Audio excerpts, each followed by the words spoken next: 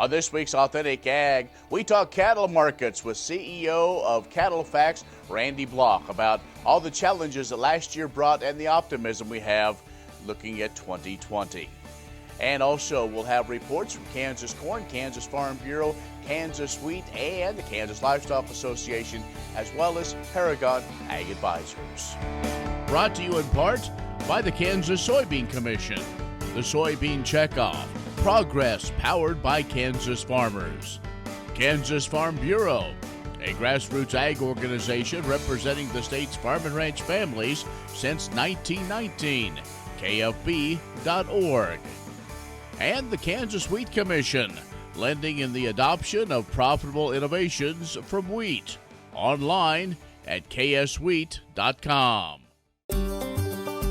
Welcome to the Western Kansas Wildlife Travel Center, right here in my hometown of Oakley, Kansas.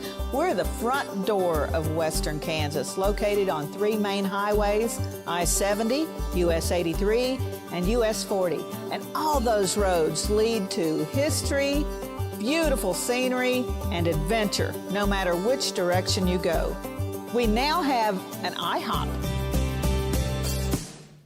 That brand that you've trusted up and down the road in all your travels is staffed with local folks, real people, just like you and me, and we're waiting on you to join us.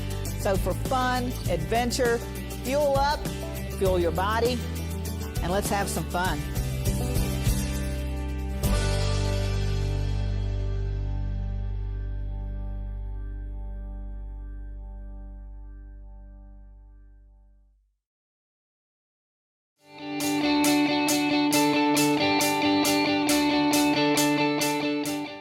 In agricultural news from agview.net, with the signing of the Phase 1 deal with China, the fate of the third tranche of Market Facilitation 2.0 payments is reportedly up in the air. Ag Secretary Sonny Perdue is wanting to wait and see how this Phase 1 deal unfolds before making a decision. But key farm state lawmakers strongly encouraging USDA to distribute the aid this month, since the deal with China has yet to result in a boost of commodity prices. Moreover, President Trump has repeatedly and emphatically promised the full $16 billion in trade aid, so it's hard to imagine that that would not be fulfilled. The Trump administration is expected to finalize a rule replacing the definition of what waters fall under the jurisdiction of the Clean Water Act. The new Waters of the U.S., or WOTUS rule, was sent to the White House Office of Management and Budget for review in early December. The new rule is expected to be finalized this month or next, and is expected to adhere closely to the Supreme Court rulings that limit the reach of the Clean Water Act to navigable and interstate waters and adjacent wetlands. Well, the January World Ag Supply and Demand Estimate numbers show that the final 2019 corn yield for the U.S. came in at an average of 160 bushels an acre, nearly 2 bushels above what the industry had estimated. Total corn production, 13.7 billion bushels, up 31 million, as the higher yield more than offset a reduction in harvested acres. That totaled 81.5 million acres. Well, soybean production came in at 3.56 billion bushels, 8 million larger on higher yield results. The yield estimates were 47.4 bushels per acre, harvested acres at 75 million. That was down slightly from the previous report. Now, corn for grain production in Kansas, based on the year-end surveys, estimated at a record high 801 million bushels. That's up 25% from 2018, according to USDA's National Agricultural Statistics Service. The yield of 133 bushels per acre, up 4 bushels from last year. The area harvested was at 6.02 million acres of corn for grain. It's up 21% from 2018. Sorghum for grain production in 2019 estimated 204 million bushels, down 13% from 2018. The yield 85 bushels per acre, down 3 bushels from a year earlier. Now, soybean production for 2019 totaled 186 million bushels, down 8% from 2018. The yield 41.5 bushels per acre, down 1.5 bushels from last year. More on these and other stories can be found online at agview.net. Stay with us. We'll have more after these messages.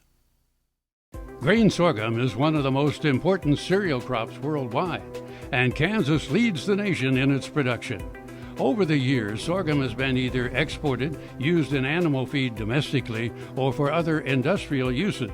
Recently, its use in the ethanol market has seen tremendous growth, with 30% of domestic sorghum typically going to ethanol production. Kansas Grain Sorghum is committed to sorghum research, market development, and education. Learn more at ksgrainsorghum.org. Kim Mannering with Hardy Insurance. Today we will talk about umbrella coverage. Did you know that if your cattle get out, you could be held liable for that? Call me. Let's have a discussion. 316-945-6733. Join us for the third annual Early Bird Sale at Gardner Angus Ranch, Monday, January 27th at 10 a.m. Up for sale are 225 Angus bulls and 120 Gardner-influenced AI-bred commercial Angus heifers. The catalog is available at GardnerAngus.com. You can watch and bid online at liveauctions.tv. Don't just buy a breed, buy a brand. At Gardner Angus Ranch's Early Bird Bull Sale, January 27th, Ashland, Kansas. Kansans have a new choice for Medicare supplement insurance plans. With Medicare supplement insurance plans from Kansas Farm Bureau, you have access to 4 levels of coverage, affordable rates, and service from an organization that's served Kansans for more than 100 years. For more information on Kansas Farm Bureau Medicare supplement plans, including rates and to apply, visit kfbhealthplans.com.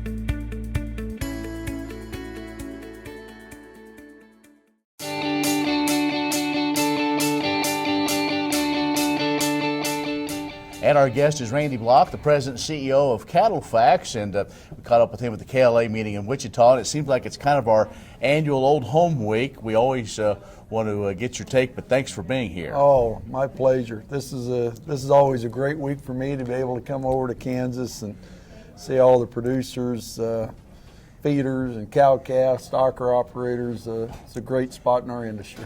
Well, I don't know how many years you've been here, but it's been an awful lot, I think. But it's almost like coming home, though, for you. It is. You know, I started my career covering the Kansas feed yards and the industry over here, so I grew up with a lot of the producers in the room, and they taught me a lot, and hopefully over time I've been able to share a few insights with them as well.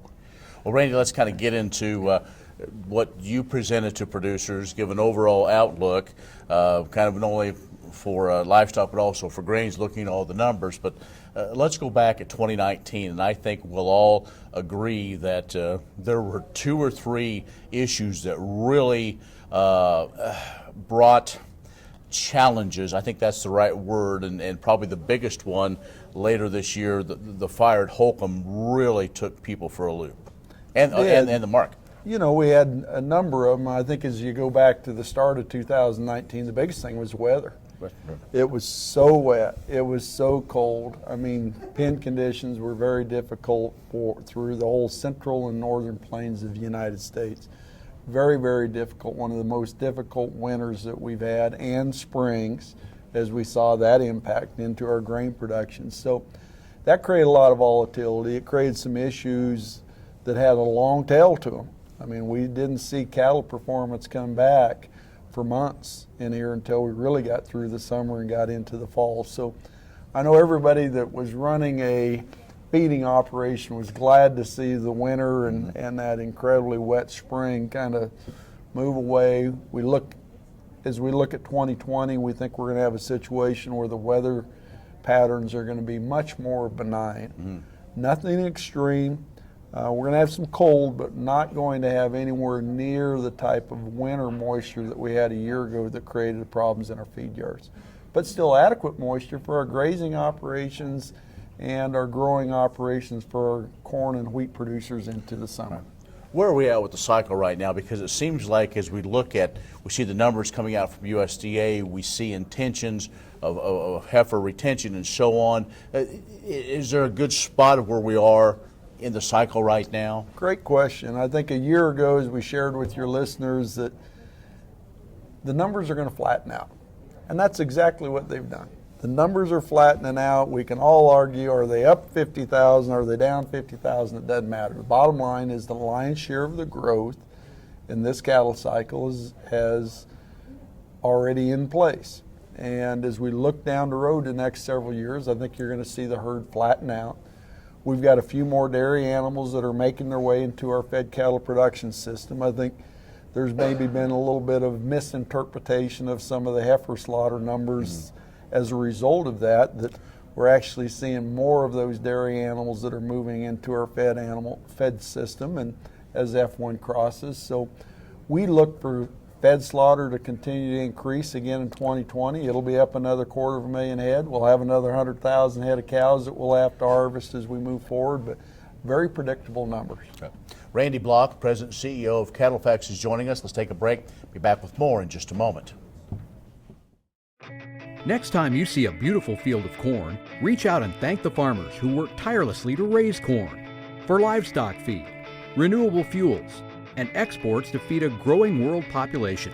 The farmers on the Kansas Corn Commission work for Kansas Corn with grower-funded checkoff dollars that support foreign and domestic market development, research, promotion, and education to expand opportunities for Kansas farmers. To learn more, visit kscorn.com. Valley Vet Supply is devoted to providing information and professional quality products at reasonable prices. Valley Vet Supply.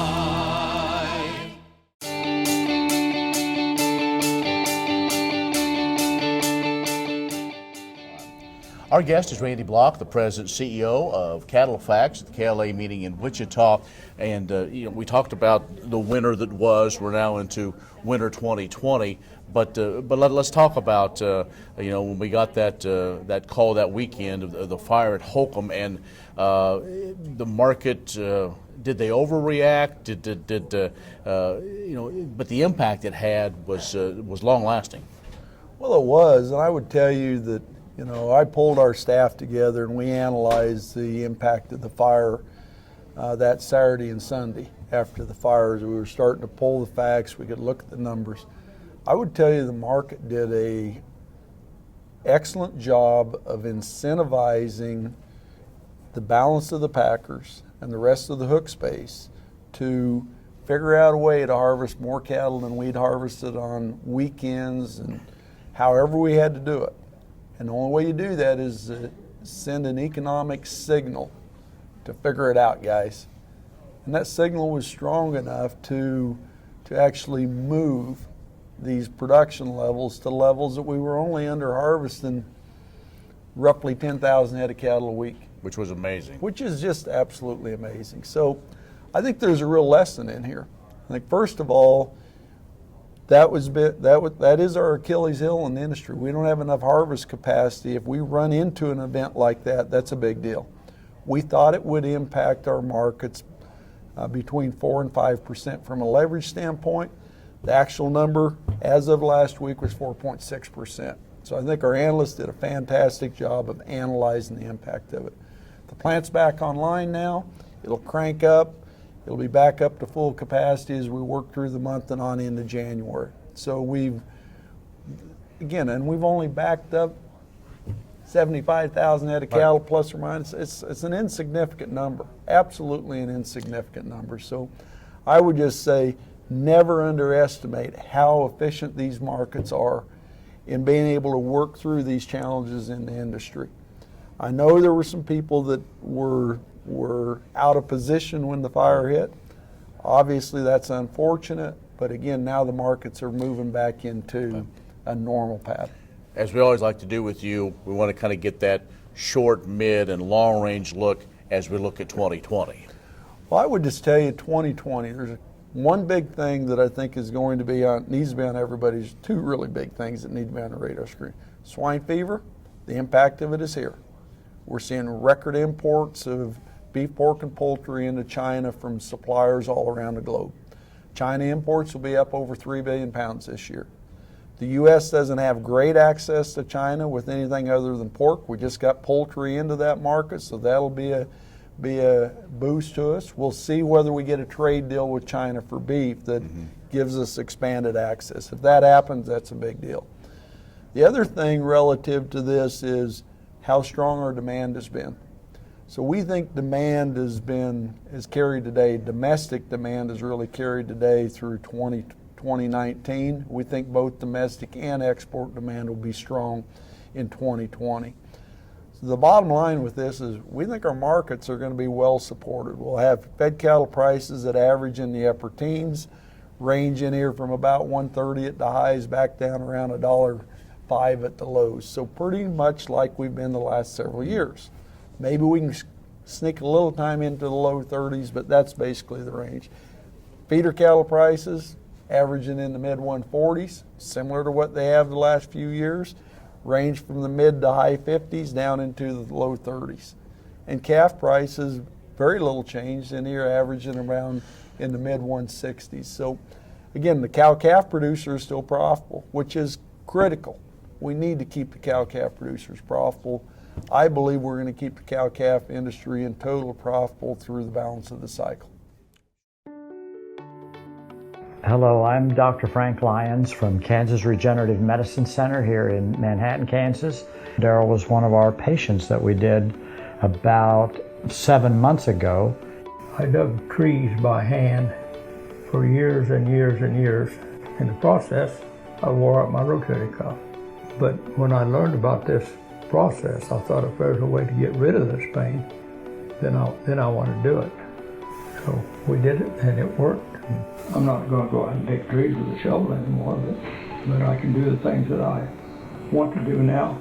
Well, it's been very gratifying to help people with their painful joints and other entities, and it's been especially gratifying to be able to help people who I know and have worked with and known for many years.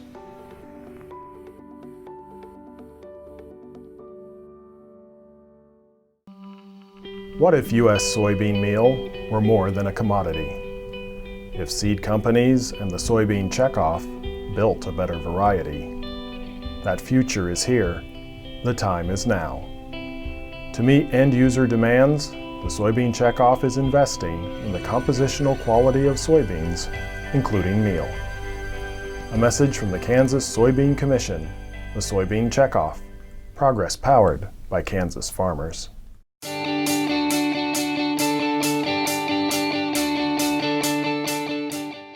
In 2019, despite a lot of the other challenges we had with weather, commodity prices, and that, there were some important wins at the federal and state level with respect to the corn industry. First and foremost would be the year-round implementation of E15 that allows year-round sales there. In fact, this was the first summer driving season that we saw in Kansas that allowed year-round E15 sales, and our E15 sales numbers were up 40% year over year with that.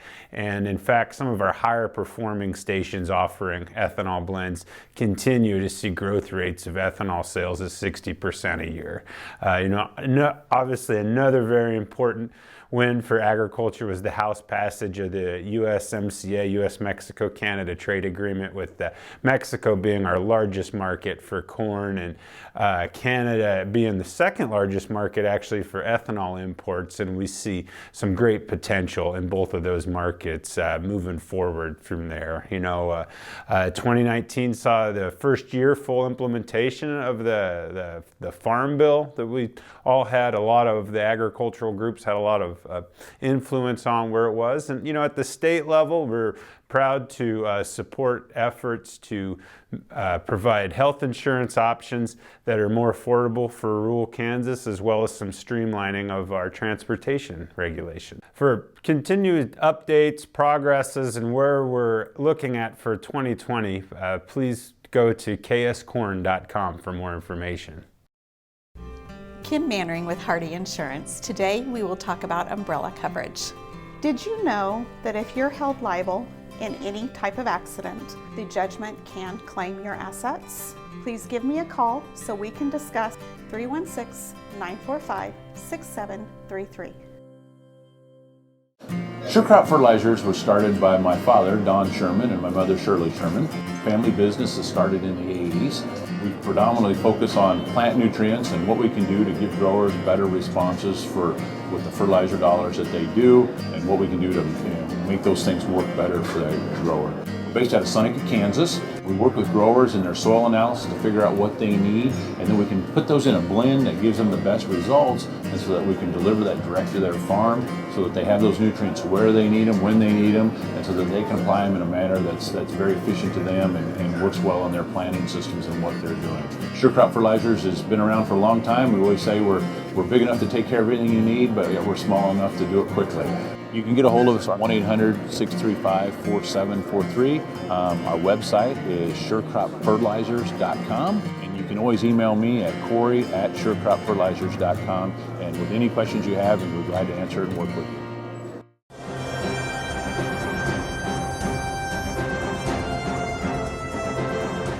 Kansas Commodity Classic will be held on Friday, January 24th at the K-State Alumni Center in Manhattan.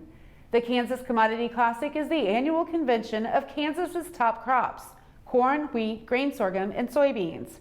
Registration and breakfast begin at 7:30 a.m. Thanks to the generous support of the Kansas Corn, Wheat, Grain Sorghum, and Soybean Associations and our sponsors, registration is free for farmers and friends. Register at kansascommodityclassic.com to receive your parking pass. Lieutenant Governor Lynn Rogers will kick off the event with an update from the Kansas Governor's Office. John Felt, founder and president of Blue Water Outlook, will provide a weather outlook. Blue Water Outlook provides a wide variety of information to help provide informed decisions for farm management. Blue Water Outlook is focused on two primary areas of emphasis: water resources insight and intelligence, and decision support services. Elected officials have been invited to give updates from Washington, including the Senate Ag Committee, a trade outlook, Farm Bill update, and other pertinent issues affecting Kansas farmers. Dr. Alan Gray, director of the Center for Food and Ag Business at Purdue University, will end the day with a presentation on capitalizing on the greatest sustainability story in history. Thanks to our generous sponsors, the January 24th event is free to attend and includes a complimentary breakfast and lunch. However, pre-registration is requested for food count purposes. Visit kansascommodityclassic.com to register. Grain sorghum is one of the most important cereal crops worldwide, and Kansas leads the nation in its production. Over the years, sorghum has been either exported, used in animal feed domestically, or for other industrial uses. Recently, its use in the ethanol market has seen tremendous growth, with 30% of domestic sorghum typically going to ethanol production. Kansas Grain Sorghum is committed to sorghum research, market development, and education. Learn more at ksgrainsorghum.org.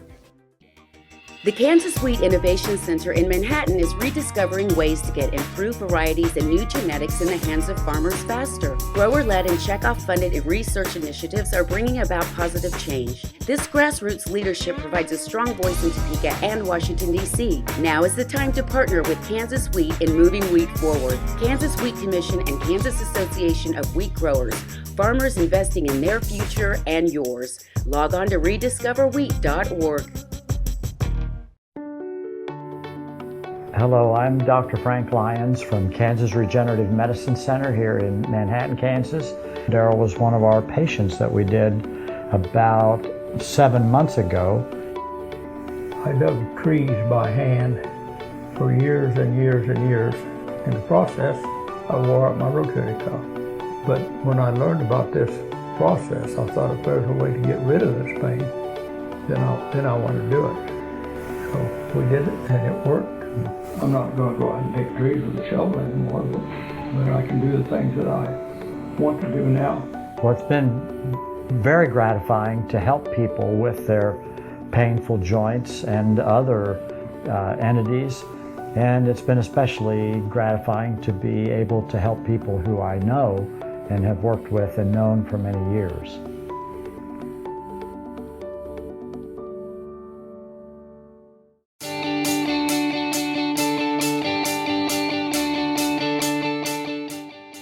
priority diseases in cattle and swine will be tackled by 3 researchers in the Kansas State University College of Veterinary Medicine. The research will be funded by grants totaling nearly $1 million from the USDA's Agricultural Research Service. 2 of the projects focus on foot and mouth disease, which affects livestock production in many regions of the world, including much of Asia and Africa. With the disease being highly transmittable, it would severely impair livestock health and production if introduced into the U.S. Therefore, one of the goals of this research is to model outbreak and control scenarios in the U.S. to improve preparedness and identify optimal disease response strategies to mitigate the impacts of a potential foot and mouth disease outbreak. Additionally, researchers hope to support the development of FMD vaccine candidates and help generate new knowledge on next-generation vaccines that ultimately will help prevent and control foot and mouth disease. The 3rd research project is centered on the development of control strategies against African swine fever, which has become a major issue in China and other Asian countries. The focus of this research will be on further improving testing and vaccination for the disease. Valley Vet Supply is devoted to providing information and professional quality products at reasonable prices. Valley Vet Supply.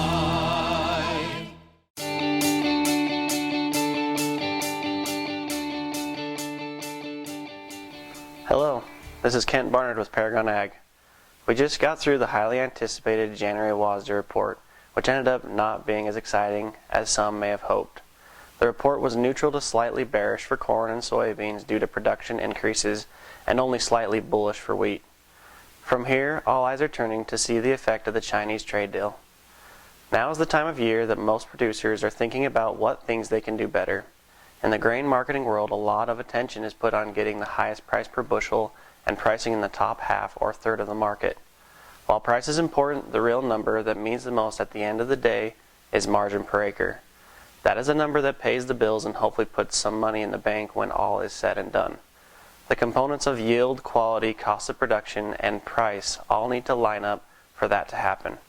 After all, above average yields at a marginal price can bring the same revenue to an operation as poor yields and high price.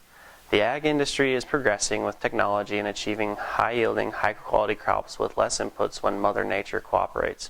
Risk management can be the last part of the equation. Using the tools available to take action as opportunities come along in the marketing year can secure revenue and a positive margin per acre. One thing to be sure of is that 2020 will be like other years with many factors affecting the markets causing price fluctuations as the year commences. As you look to do a little better in your grain marketing, feel free to give us a call here at Paragon Ag. The number is 888-452-8751 or visit our website at myagadvisor.com. Thanks, and I hope you have a great start to your new year. Well, thank you for joining us. To get more information anytime, go to agview.net. If you have questions or comments, please mail kartv@gmail.com. I'm Ken Rogers, looking forward to seeing you next time on Authentic Ag.